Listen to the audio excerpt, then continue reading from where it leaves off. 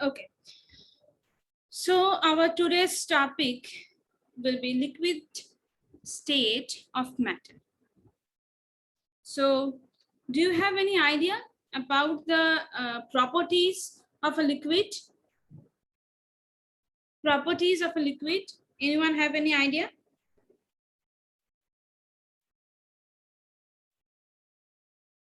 No one? Let's see. Yes, ma'am. Say then. Ma'am, it can flow. Sir, It can flow. Ma'am, Yes, ma'am, very good. It can flow. Yes. ma'am, it doesn't have any fixed does volume not have and a shape. definite shape, but have a fixed volume. It doesn't have Ma'am, a. it is easily compressible. It is easily compressible. Just a second.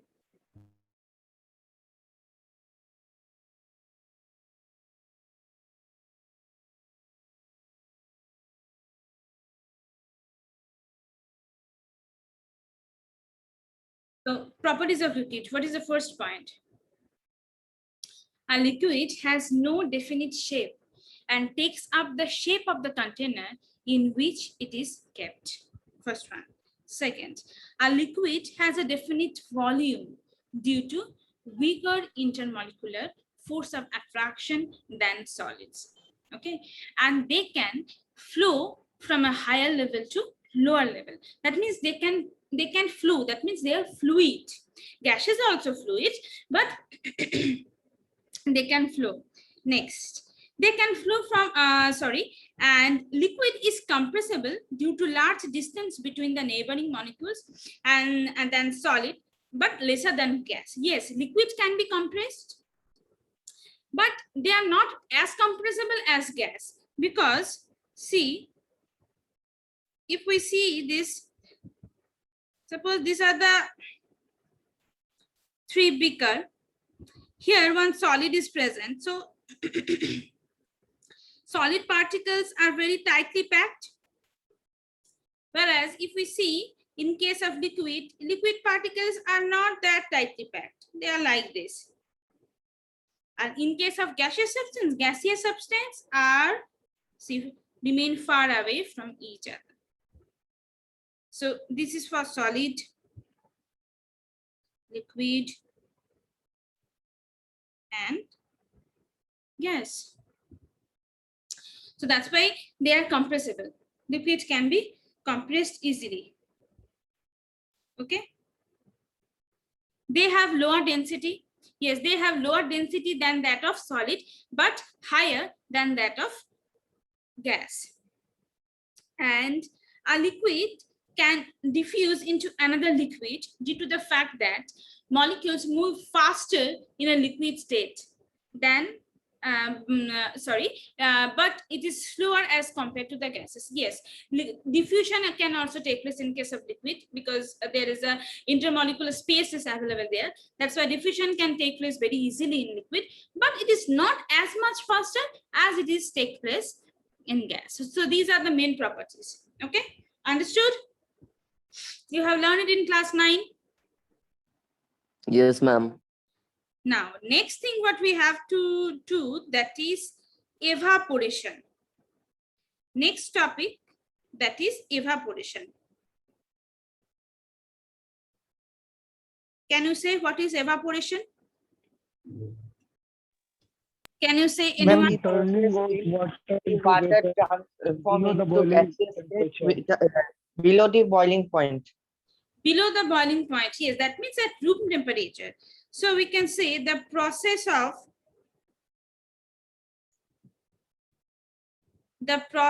conversion of a liquid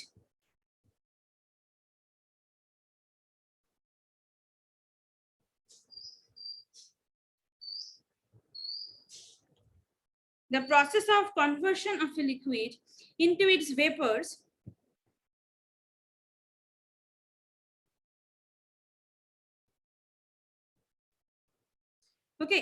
vapors at room temperature.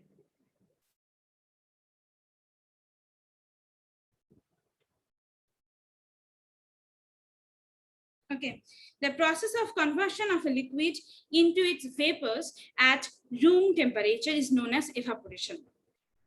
Okay, so we so obviously evaporation and boiling point is a different process actually. So now next is factors on which rate of evaporation depends.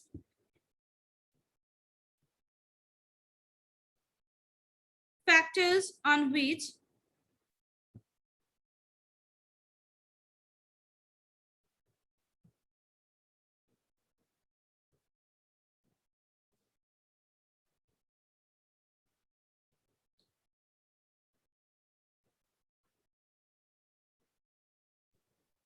okay, Ma'am, factors it on depends which, on 4 factors.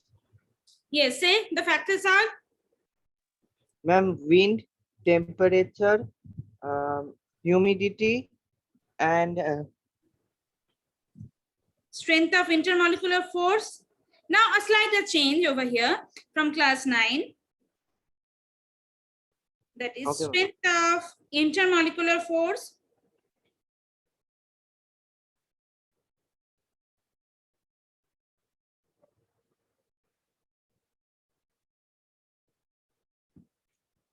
Then surface area.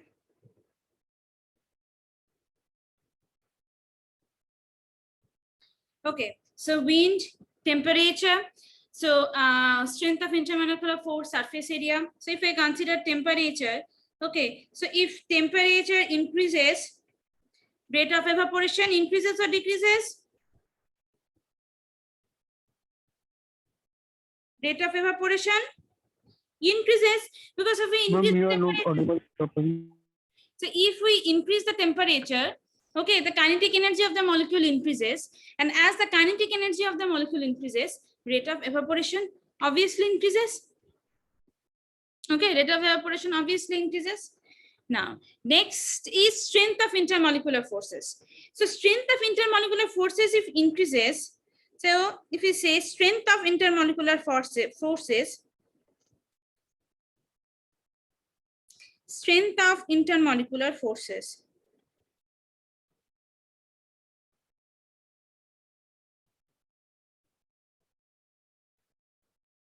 If strength of intermolecular forces increases, okay, then rate of evaporation also increases.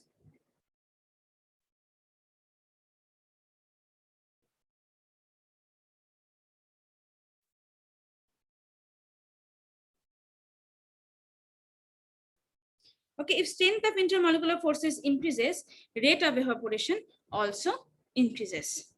Because obviously, if strength increases, the kinetic energy of the molecule will not be so high. So that's why rate of evaporation increases. And surface area. Surface area, you know, tell me, surface area. If surface area increases, rate of evaporation? Increases. Yes. If surface area increases, rate of evaporation also increases. Yes, it have to be. Now the next topic is a very important and you find it interesting also. That is vapor pressure. Vapor pressure.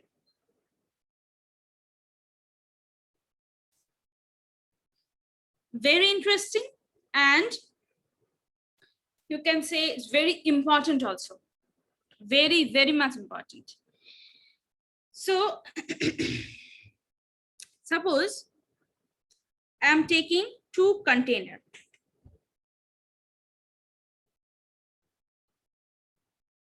Suppose I am taking 2 containers. Okay. In one container, and both the container, I am taking water.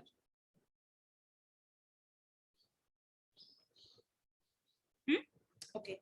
Now, one container is opened, and that means one container is an open vessel, another container is a closed vessel. Okay. One container is open, another container is closed vessel, and in both the container, I have taken same amount of water. Now, at room temperature, if I left both the container, then what happened? Then what happened? Water will evaporate. Water will evaporate. Okay, right? And few water molecule will go back to air. Now, if I consider this closed vessel where water will evaporate, okay, and this water molecule continuously collide with each other, continuously collide with the walls of the container, and also continuously collide with the surface of the water. And because of this collision, few water molecules, those who have low kinetic energy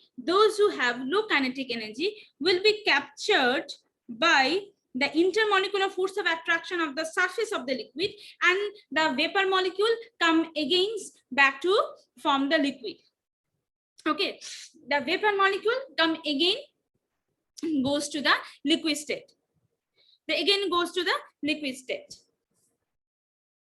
Okay, so this process, that means from vapor to again liquid, this process is known as condensation.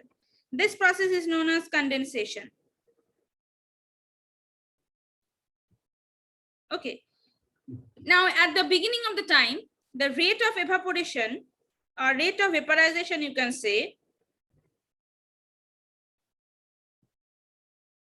the rate of vaporization is greater than rate of condensation.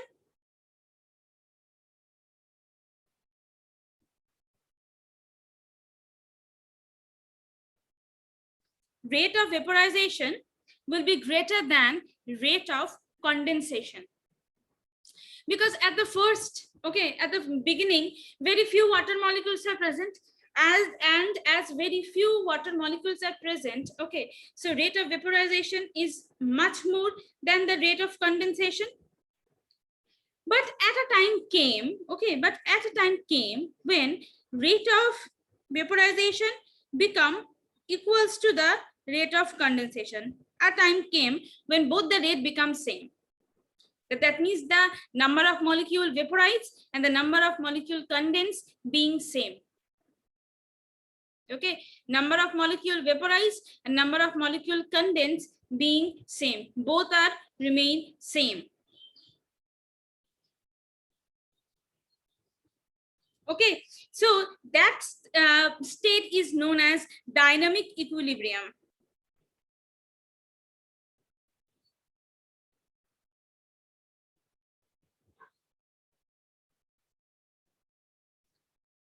Okay, because both the rate are same. Now here we have to learn the vapor pressure. So what is vapor pressure actually? See the vapor pressure. See, vapor pressure of a liquid at any temperature may be defined as the pressure exerted by the vapor present above the liquid in equilibrium with the liquid at that temperature.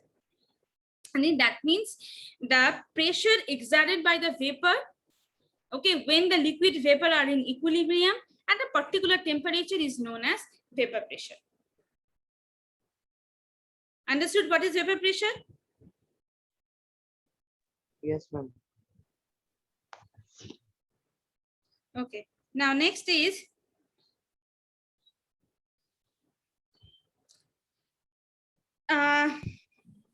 Ma'am, can you explain the equilibrium once more? Equilibrium once more. Okay, suppose 10 water molecule vaporize, and again same 10 water molecule condense. That means what? Rate of vaporization and rate of condensation is same. That is actually known as equilibrium. When rate of both the reaction is same, then we can say that is a state of equilibrium. Understood? Okay. Yes, ma'am. Okay, so vapor pressure. Now, factor affecting vapor pressure, very important. Factor affecting vapor pressure. Now, it is depend on the nature of the liquid. If the intermolecular forces of attraction in the liquid are weak, that means the liquid which are volatile, like acetone, benzene, they are volatile liquid. They can easily evaporate because the force of attraction between the molecules are very less. So they can give high vapor pressure, their vapor pressure will be high. Just like, for example, see, the vapor pressure of acetone and benzene is higher than that of water at the same temperature. Okay, the vapor pressure of acetone and benzene is higher than that of water at the same temperature. And next is effect of temperature. Yes, obviously, if temperature increases, kinetic energy of the molecule increases, and vapor pressure increases. It's have to be. Okay, it's have to be. If temperature increases, vapor pressure also increases, have to be. Now, next is boiling point. Yes, very, very important. Boiling point. Okay. See, the vapor pressure of a liquid increases as the temperature increases. Now only we have learned. Now, the vapor escaping are only from the surface of the liquid. So, at the first, vapors are only take place, vaporization, if we, this is the container, this is the water level. So, vaporization can take place just from the surface of the liquid. Only surface molecule will vaporize. Okay. Now, if increase the temperature further, okay, till the vapor pressure become equal to the atmospheric pressure. So, when these are the pressure will produce vapor pressure, okay, to the surface of the liquid. When this vapor pressure become equal to the atmospheric pressure,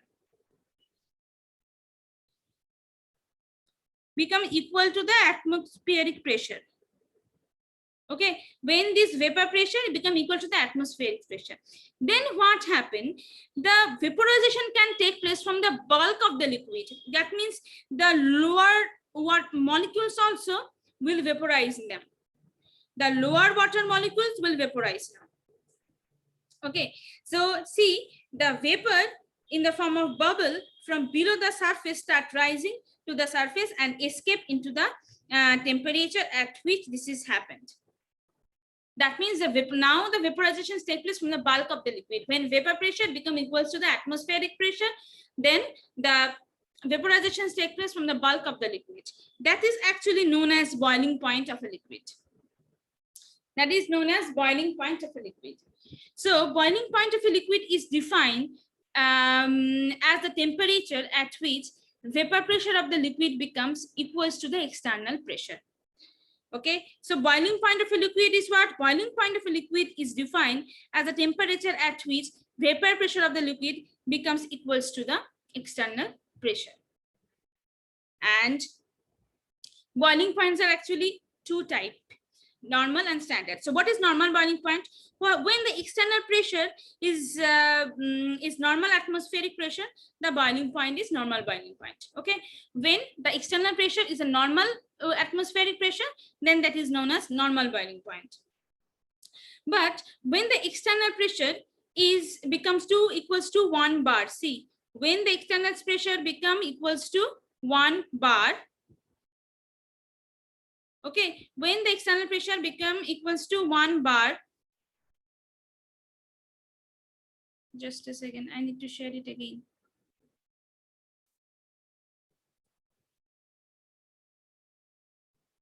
See, okay, when the external pressure become equals to 1 bar, the boiling point is called standard boiling point of the liquid.